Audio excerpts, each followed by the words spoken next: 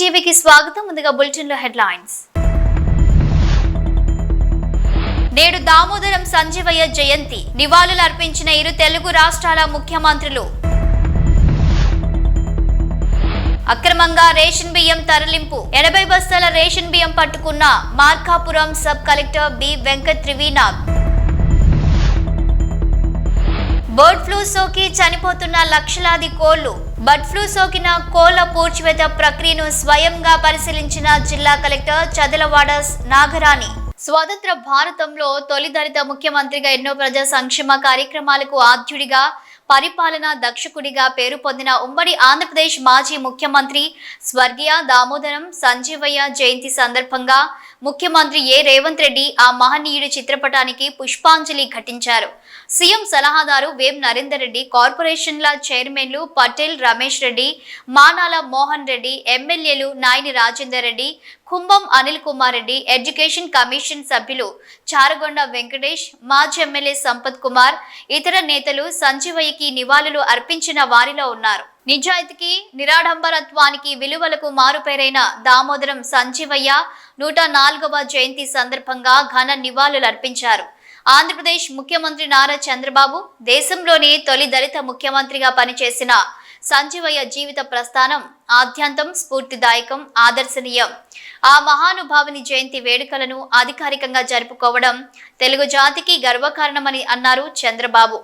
దామోదరం సంజీవయ్య జయంతి సందర్భంగా ఆయన దేశ సేవను, దళిత జనరోద్ధరణను స్మరించుకుందాం అని అన్నారు సీఎం చంద్రబాబు. మాజీ ముఖ్యమంత్రి స్వర్గీయ దామోదరం సంజీవయ్య జయంతి సందర్భంగా ఆ మహనీయునికి ఘన నివాళులు అర్పించారు మంత్రి నారా లోకేష్. బహుముఖ ప్రజ్ఞాశాలిగా, ఉమ్మడి ఆంధ్రప్రదేశ్ రాష్ట్ర తొలి దళిత ముఖ్యమంత్రిగా ఆయన ఖ్యాతికెక్కారన్నారు. తన పదవి కాలంలో అనేక విప్లవాత్మక పథకాలతో ప్రజల అభ్యున్నతికి విశేషంగా కృషి చేశారని, నమ్మిన విలువలకు జీవితాంతం కట్టుబడిన వ్యక్తి దామోదరం సంజీవయ్య అని వివరించారు నారా లోకేష్. ఆయన జయంతి వేడుకలను కూటమి ప్రభుత్వం అధికారికంగా నిర్వహిస్తోందని, దామోదరం సంజీవయ్య ఆశయ సాధనకు కృషి చేద్దామని పిలుపునిచ్చారు. ప్రకాశం జిల్లా కంభంలో ప్రభుత్వం పేదలకు ఇచ్చే రేషన్ పక్కదారి పట్టింది.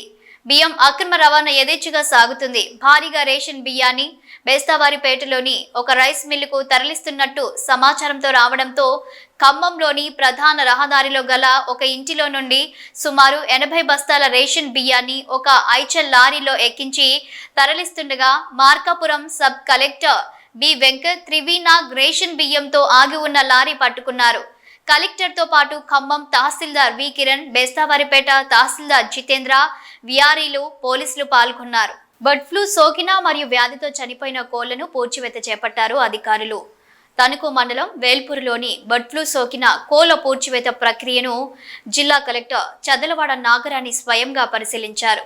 పశు సంవర్ధక, వైద్య ఆరోగ్య శాఖ అధికారులతో కలిసి పీపీఈ కిట్ ధరించిన కలెక్టర్ నాగరాణి స్వయంగా కోళ్ల ఫారాల్లోకి వెళ్లి కోళ్ల పూడ్చివేత ప్రక్రియపై ఆరా తీశారు. శాస్త్రీయ పద్ధతిలో అత్యంత జాగ్రత్తగా పూడ్చివేత చేపట్టాలని కోరారు. కలెక్టర్ ప్రజలు ఆందోళనకు గురి కావాల్సిన అవసరం లేదని తెలిపారు.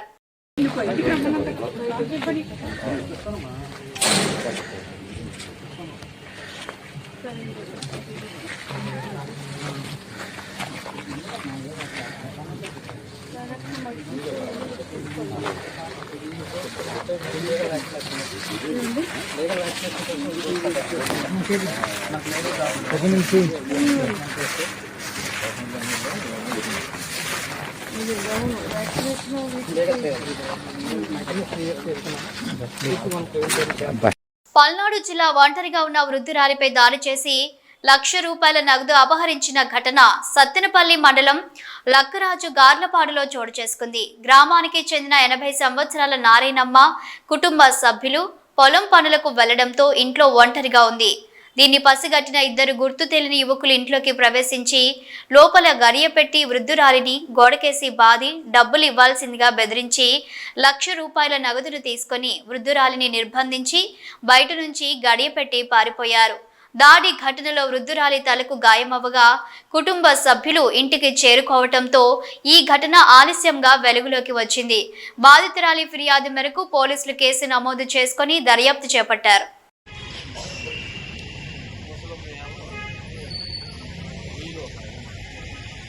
ये భారతీయ రైళ్లలో సేవా లోపాలపై ప్రయాణికులు నిత్యం సోషల్ మీడియాలో ఫిర్యాదులు చేస్తుంటారు. మరికొందరు తాము రిజర్వ్ చేసుకున్న సీట్లను జనరల్ బోగీలోని ప్రయాణికులు ఆక్రమించుకుంటున్నారంటూ ఫిర్యాదు చేస్తుంటారు. అయితే తాజా వీడియోలో మరింత షాకింగ్ ఉదాంతం వెలుగులోకి వచ్చింది. ఉత్తరప్రదేశ్లోని బస్తీ రైల్వే స్టేషన్లో నిలిచున్న అంత్యోదయ ఎక్స్ప్రెస్ కిటికీ అద్దాలను ప్రయాణికులు రాళ్లతో పగలగొట్టిన వీడియో ప్రస్తుతం తెగ వైరల్ అవుతుంది.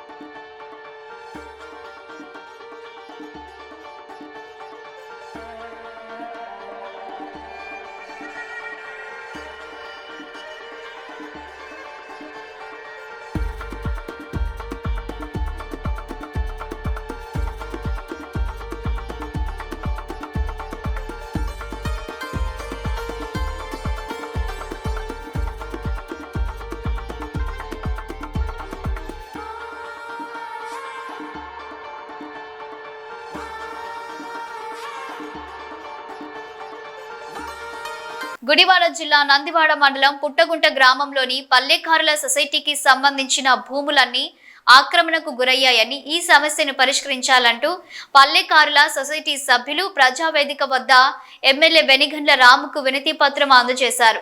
గ్రామంలో మంచినీటి సమస్య తీవ్రంగా ఉందని, నీళ్లు బయటకు వెళ్లే మార్గం లేకుండా డ్రైనేజీ వ్యవస్థను పూర్తి చేశారని తెలిపారు.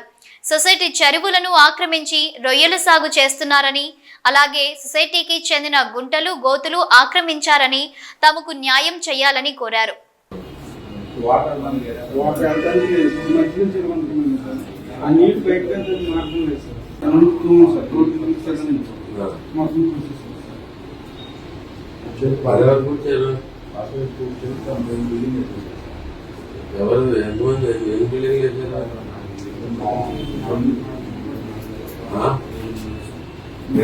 జనాల వాళ్ళతో బాగుంది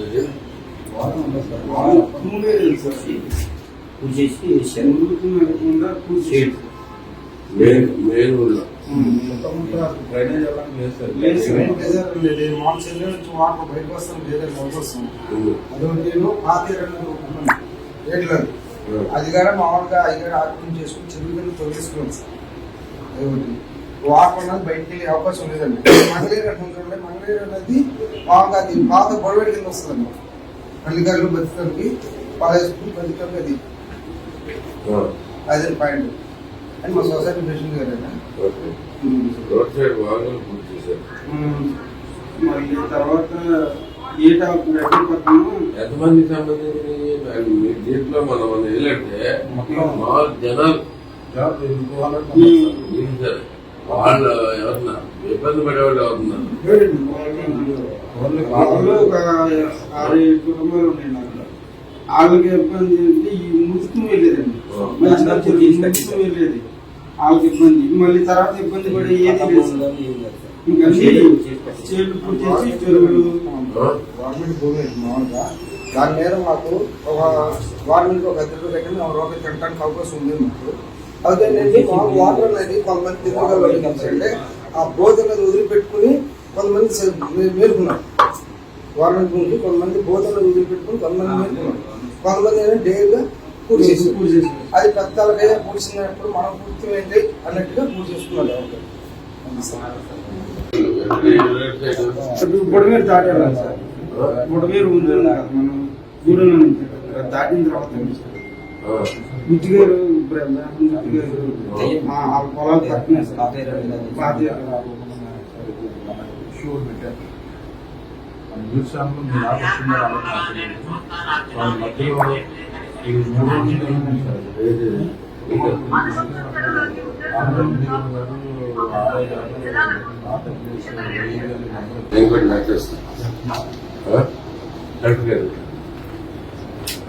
పెట్టండి, దాన్ని ఫాలో అప్ చెప్పి స్టాంప్ సొసైటీలో స్టాంప్ వాళ్ళంతా చేసి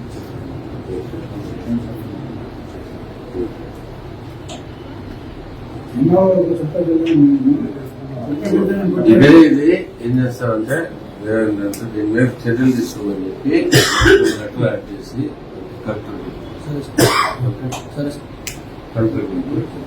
టిబెటియన్ బౌద్ధ మత కేంద్రంలో బండి సంజయ్ పర్యటన. కేంద్ర మంత్రికి సమస్యలను వివరించిన టిబెటియన్ శరణార్థులు. సానుకూలంగా స్పందించిన కేంద్ర మంత్రి దలీలామాతో బండి సంజయ్ భేటీ. కేంద్ర హోంశాఖ సహాయ మంత్రి బండి సంజయ్ కుమార్ 2 రోజుల పర్యటనలో భాగంగా కర్ణాటకలోని మైసూర్ జిల్లాలోని టిబెటియన్ శరణార్థుల పునరావాస కేంద్రమైన బైలాకుప్పెకు సందర్శించారు. 1950లో టిబెట్ ను చైనా ఆక్రమించిన సమయంలో వేలాది మంది టిబెటియన్ శరణార్థుల ఇండియాకు తరలివచ్చారు. టిబెటియన్ బౌద్ధ మత కేంద్రం ప్రస్తుతం బైలాకుప్పెలో ఉంది. ఈ ప్రాంతంలో 15,000 మందికి పైగా టిబెటియన్ శరణార్థులు నివసిస్తున్నారు.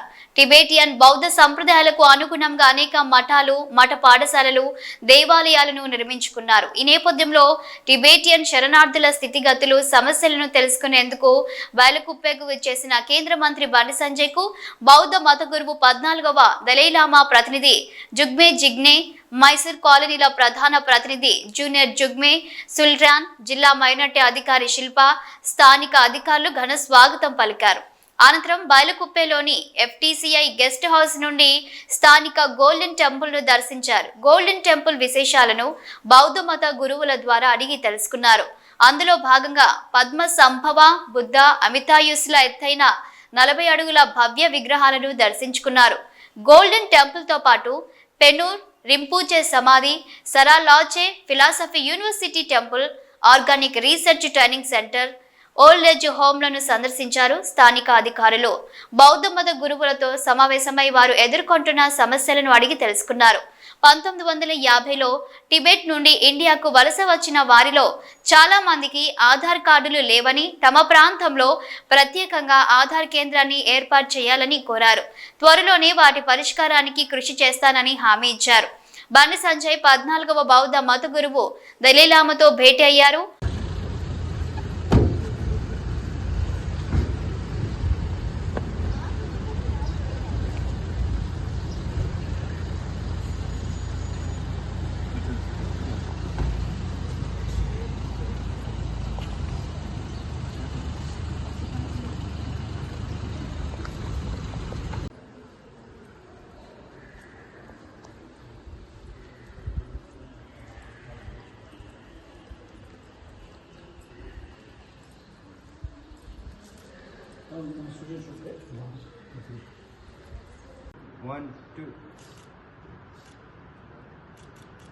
సిపిఐ జాతీయ కార్యవర్గ సభ్యుడు చాడ వెంకటరెడ్డి సిద్దిపేట జిల్లా హుస్నాబాద్ పట్టణంలోని అనభేరి సింగిరెడ్డి అమరుల భవన్లో సిపిఐ జాతీయ కార్యవర్గ సభ్యులు మాజీ ఎమ్మెల్యే చాడ వెంకటరెడ్డి మీడియా సమావేశాన్ని ఏర్పరిచారు. ఈ సమావేశంలో ఆయన మాట్లాడుతూ సుప్రీంకోర్టు ఫిరాయింపుల చట్టంపై, నేరపూరిత రాజకీయాలపై, ఉచిత పథకాలపై ఎన్నో సలహాలు, సూచనలు ఇచ్చినప్పటికీ కేంద్ర రాష్ట్ర ప్రభుత్వాలు ఏమాత్రం పట్టించుకోవడం లేదన్నారు. రాజకీయ నాయకులపై 5,000 రూపాయలకు పైగా కేసులు వివిధ రాష్ట్రాల్లో పెండింగ్ లో ఉన్నాయని, సరియైన చర్యలు తీసుకోవడంలో విఫలమవుతుందన్నారు. దేశ ప్రధాని మోదీ తన సొంత చట్టాలతో పెద్ద పెద్ద సంస్థలకు కొమ్ము కాసేలా వ్యవహరిస్తున్నారని ఆరోపించారు. రైతు చట్టాలపై ధర్నాలు చేసినా పట్టించుకోవడం లేదన్నారు. గత బీఆర్ఎస్ ప్రభుత్వం ఎమ్మెల్యేల పార్టీ ఫిరాయింపులను ప్రోత్సహించిందని, నేటి కాంగ్రెస్ ప్రభుత్వం కూడా తక్కువేం కాలేదన్నారు. ఇలాంటి పరిస్థితుల్లో అసెంబ్లీ స్పీకర్ సరైన నిర్ణయం తీసుకోవాల్సిన ఆవశ్యకత ఎంతైనా ఉందని గుర్తు చేశారు. ఒక పార్టీలో గెలిచిన వారు పార్టీ ఫిరాయిస్తే పదవి కోల్పోయేలా చట్టాన్ని తేవాలని ఆయన డిమాండ్ చేశారు. బీసీ కులగణన తిరిగి చేయడం శుభ పరిణామమని స్వాగతిస్తున్నానన్నారు. ఈ మీడియా సమావేశంలో సిద్దిపేట జిల్లా కార్యదర్శి మంద పవన్, గడిపే మల్లేశం, జాగిరి సత్యనారాయణ, మేడల రమేష్, కొమ్ముల బాబు, ఐలైన సంజీవరెడ్డి, గూడ పద్మ, విజయ, ఎగ్గోజి సుదర్శనాచారి, మల్లారెడ్డి, భాస్కర్, గోపి తదితరులు పాల్గొన్నారు. ఇంకా కొంతమంది మిగిలిపోయారు అనేటువంటి ఒక చర్చ, విమర్శ కనపడుతున్నది. అందుకని ఏదేమైనా నిన్న మరి ముఖ్యమంత్రి గారు మొత్తం ఉప ముఖ్యమంత్రి మంత్రివర్గము లేదా అందరు ఉద్యోగులు కలిసి దీన్ని మళ్ళీ ఏదైతుందో మళ్ళీ రెండవసారి మళ్ళీ రీసర్వే చేయడానికి ఈ 16 నుంచి 27 దాకా రీసర్వే చేయడానికి మళ్ళీ ఆదేశించారు. ఇది మంచి పరిణామంగా నేను భావిస్తున్నాను. ఎందుకంటే హర్షించదగ్గ పరిణామం. ప్రజలందరిలో చర్చ ఉన్నది. ఇది అది సర్వే పూర్తి కాలేదని భావన. ఈ సర్వే ఇంకా అవకాశం తప్పేదంటారు, మళ్ళీ తెచ్చుకొని ఇప్పుడు మళ్ళీ పరిణామం చేసుకుని అంటున్నాను. మంచిదే. అయితే మేము చెప్పేది ఏంటంటే ఈ రీసర్వే ద్వారా ఎవరైతే సర్వేలో లేరో ఇప్పటికీ సర్వేలో పాల్గొనలేదో వాళ్ళందరూ కూడా పాల్గొనాలని, తర్వాత కులగణ జన లెక్కలన్నీ కరెక్ట్ కావాలని, బీసీలకు 40% ఏదైతే అన్నారో అది అమలు పరచాలని, ఇట్లాంటి అనేక అంశాల మీద కూడా రేపు తప్పనిసరిగా మా పార్టీ రాష్ట్ర కార్యవర్గ సమావేశాలు అయితే ఉన్నాయి. అందరూ కూడా చర్చిస్తాం, మాట్లాడతాం. ఉద్యోగాల్లో కానీ విద్యలో కానీ ఈ స్థానిక అనే రిజర్వేషన్ సమన్వయ పద్ధతుల్లో ఒక పగడ్బందీ సిస్టాన్ని ఏర్పాటు చేయాల్సిన అవసరం అని చెప్పి ఈ సందర్భంగా తెలియపరుస్తుంది. అందులో చూస్తే పార్టీ ఫిరాయింపుల చట్టం ఒకటి ఉంటే నేరెప్పుడు చరిత్ర కలిగిన వాళ్ళు మరొక. ఈ రెండింటి పట్ల కూడా సుప్రీంకోర్టు అనేక సందర్భాలు వ్యాఖ్యానాలు చేస్తూనే వస్తున్నది. కానీ సుప్రీంకోర్టు ఏ సలహా ఇచ్చినా అవి పాటిస్తామని పత్రంలో కేంద్ర ప్రభుత్వం నరేంద్ర మోడీ లేడు. నరేంద్ర మోడీ ఆయన ఇష్టాలపైనే పరిపాలన సాగిస్తున్నాడు. అందుకనే ఇవాళ పార్టీ ఫిరాయింపుల చట్టం అంతా కూడా దాన్ని పకడ్బందీగా చర్చించి ఏ పార్టీలకు వెళ్తే ఆ పార్టీనే కొనసాగాలి. అది అయిపోయింది. లేకుంటే రాజీనామా పెట్టుకోవాలి తప్ప పోకూడదు. ఇలాంటి ఒక కండిషన్స్తో కూడుకున్నటువంటి మరి చట్టం ఆటోమేటిక్గా రావాలి అంతే. స్పీకర్ అనుమతి, స్పీకర్ రాజీనామా కాదు. ఆయనే ఒక పార్టీ ఫిరాయింపు చేసినట్టే ఆయన పదవి పోవాలి. అలాంటి పరిస్థితి ఇంకో వ్యాఖ్య కూడా చేసింది సుప్రీంకోర్టు. ఎన్నికలప్పుడు మీరు ఇచ్చే హామీలు ఏంటి అంటే ఉచితాలు. అంటే ఉచితాలు అంటే ఏంటి? నీకు 4 వేలు పెంచుతాను, లేకపోతే నీకు ఇల్లు కట్టిస్తాను, రేషన్ ఇవ్వాలని ప్రభుత్వం నిర్ణయించింది. ఇవన్నీ ఏంటి అంటే ఆశల పల్లెకులో ప్రజలు ఊరేగింపు చేసేటువంటి పరిస్థితి, దుస్థితి సాగుతుంది. అందుకనే ఈ ఎన్నికలను అంటే ఎన్నికల లబ్ధి పొందడానికే ఉచితాలు ప్రకటించింది. ఉచితాలు సముచితమా అనేది చర్చ జరగాలి. ఆ ఉచితాలు ప్రకటించి కూడా అమలు చేస్తున్నాం వల్ల అంటే అమలు చేయలేదు. ప్రజల్ని అరచేత స్వర్గం చూపిస్తున్నారు. ఓట్లు వేయించుకున్న తర్వాత ప్రజలెవరు వాళ్ళెవరు అనే కట్టుకొచ్చింది. పెద్దపల్లి జిల్లా కాల్వ శ్రీరాంపూర్ మండలంలోని మిర్జంపేట్ గ్రామంలోని మానేరు ఒడ్డున వెలిసిన సమ్మక్క సారలమ్మ జాతర మినీ మేడారం జాతర సందర్భంగా భక్తులు అధిక సంఖ్యలో హాజరై సమ్మక్క సారలమ్మ గద్దెల వద్ద ప్రత్యేక పూజలు నిర్వహించే మొక్కులు చెల్లించుకున్నారు. మీర్జంపేట్ గ్రామస్తులు, మహిళలు అధిక సంఖ్యలో సమ్మక్క సారలమ్మలను దర్శించుకొని వన భోజనాలు చేశారు. పిల్లాపాపలు చల్లగా ఉండాలని, వర్షాలు సమృద్ధిగా పడి పాడి పంటలు సక్రమంగా పండాలని, ప్రజలంతా సుభిక్షంగా ఉండాలని అమ్మవార్లు వేడుకుంటున్నట్లు గ్రామస్తులు తెలిపారు. పలువురు ప్రజా ప్రతినిధులు, నాయకులు దర్శించుకొని ప్రత్యేక పూజలు చేశారు.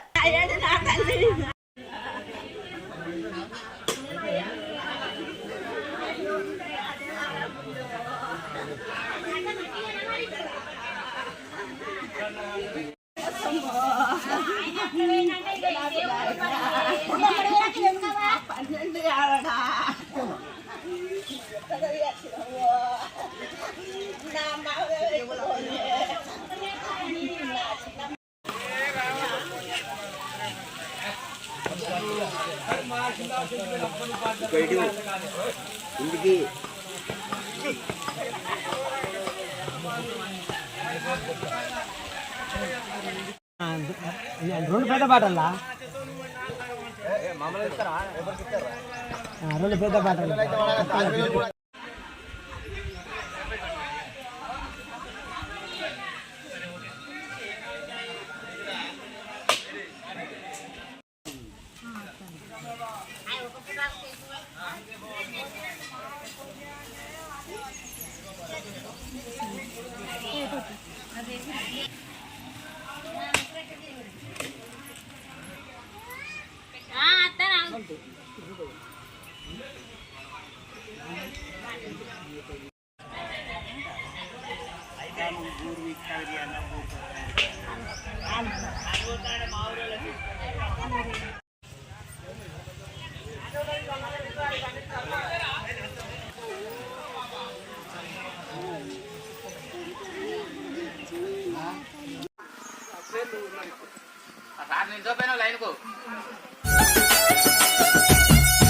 నిరుద్యోగులు, ఉద్యోగులు, విద్యా వ్యవస్థ, మహిళా సాధికారతలని 4 అంశాలతో రాజకీయాలకు వచ్చినట్లు బీఎస్పీ ఎమ్మెల్సీ అభ్యర్థి ప్రసన్న హరికృష్ణ పేర్కొన్నారు. శుక్రవారం కరీంనగర్ ప్రెస్ క్లబ్ లో మీడియా సమావేశంలో మాట్లాడుతూ ఎమ్మెల్సీగా అధిక మెజారిటీతో గెలిపించాలని, సమస్యలపై స్పందించే తనను శాసన మండలికి పంపించాలని కోరారు. నిజం వ్యక్తిత్వం గెలవాలని కోరారు. బీఎస్పీ రాష్ట్ర అధ్యక్షుడు ప్రభాకర్ మాట్లాడుతూ ఈ ఎన్నికలలో బీఎస్పీ పార్టీ బలపరిచిన ప్రసన్న హరికృష్ణ, ఉపాధ్యాయ ఎమ్మెల్సీ యాటకారి సాయన్నలను ఎమ్మెల్సీలుగా గెలిపించాలని కోరారు. ఈ కార్యక్రమంలో పలువురు నిషాని రవిచంద్రం, వెంకన్న, సమ్మన్న, శ్రీనివాస్ తదితరులు పాల్గొన్నారు. జై భీమ్. ఈరోజు ఈ పత్రికా సమావేశానికి హాజరవుతున్నటువంటి మీడియా మిత్రులకు, ఎమ్మెల్సీ ఎన్నికలకు సంబంధించిన సమాచారాన్ని ఎప్పటికప్పుడు ప్రజలకు అందజేస్తూ, గ్రాడ్యుయేట్స్కు, టీచర్స్కు అందజేస్తూ ఎవరు సరి అయిన వ్యక్తి అనే విషయంలో ఎన్నిక చేసుకోవాలనే విషయాన్ని తమ విలువైన మీడియా ద్వారా తెలియజేస్తున్నటువంటి పాత్రికేయ మిత్రులందరికీ ప్రత్యేకమైన ధన్యవాదాలు. ఈరోజు తెలంగాణలో 3 ఎమ్మెల్సీ స్థానాలకు ఎన్నిక జరుగుతున్న విషయం తెలంగాణ రాష్ట్రంలోని ప్రజలందరికీ తెలుసు. అయితే ఉమ్మడి మెదక్, ఉమ్మడి నిజామాబాద్, ఉమ్మడి ఆదిలాబాద్, ఉమ్మడి కరీంనగర్ జిల్లాలకు సంబంధించి ఒకటి పట్టభద్రుల ఎమ్మెల్సీ స్థానానికి, మరొకటి టీచర్ ఉపాధ్యాయ ఎమ్మెల్సీ స్థానానికి, రెండింటికి కూడా ఈరోజు బహుజన్ సమాజ్ పార్టీ నుండి అభ్యర్థులను పెట్టడం జరిగింది. మా అధినాయకురాలు బహింజీ కుమారి మాయావతి గారి ఆశీస్సులతోటి, వారి ఆదేశానుసారం ఇక్కడ పట్టభద్రుల నుండి గౌరవనీయులు ప్రసన్న హరికృష్ణ గారికి బహుజన్ సమాజ్ పార్టీ అభ్యర్థిగా నిలబెట్టడం జరిగింది. అదేవిధంగా టీచర్ స్థానం నుండి యాటకారి సాయన్న గారిని అభ్యర్థిగా నిలబెట్టడం జరిగింది. ఈ అభ్యర్థులను నిలబెట్టడానికి సహకరించినటువంటి, ఎంపికలో సహకరించి అన్ని విధాలా మాకు ఆశీస్సులు అందిస్తున్నటువంటి సెంట్రల్ కోఆర్డినేటర్ గౌరవనీయులు రామ్జీ గౌతమ్ గారు, ఎంపీ రాజ్యసభ గారికి, అదేవిధంగా ఇక్కడ నాతో పాటు ఆసీనులైనటువంటి మరో సెంట్రల్ కోఆర్డినేటర్ నిషాని రామచంద్రం గారికి, అదేవిధంగా ఈరోజు రాష్ట్ర కమిటీ నుండి హాజరవుతున్నటువంటి రాష్ట్ర జనరల్ సెక్రటరీలు మరి యనగందుల వెంకన్న గారికి, అదేవిధంగా దొడ్డే సమ్మన్న గారికి, స్థానికంగా ఉన్నటువంటి రాష్ట్ర జిల్లా అధ్యక్షులు మన నల్లాల శ్రీనివాస్ గారికి, రాష్ట్ర నాయకులు, సీనియర్ నాయకులు మాతంగి నరసన్న. బులెటిన్ ముగించే ముందు హెడ్లైన్స్ మరోసారి. నేడు దామోదరం సంజీవయ్య జయంతి, నివాళులు అర్పించిన 2 తెలుగు రాష్ట్రాల ముఖ్యమంత్రులు. అక్రమంగా రేషన్ బియ్యం తరలింపు, 80 బస్తాల రేషన్ బియ్యం పట్టుకున్న Markapuram sub collector B Venkat Trivinath. Bird flu సోకి చనిపోతున్న లక్షలాది కోళ్లు, బర్డ్ ఫ్లూ సోకిన కోళ్ల పూడ్చివేత ప్రక్రియను స్వయంగా పరిశీలించిన జిల్లా కలెక్టర్ చదలవాడ నాగరాణి. ఇవి bulletin updates. Keep watching news.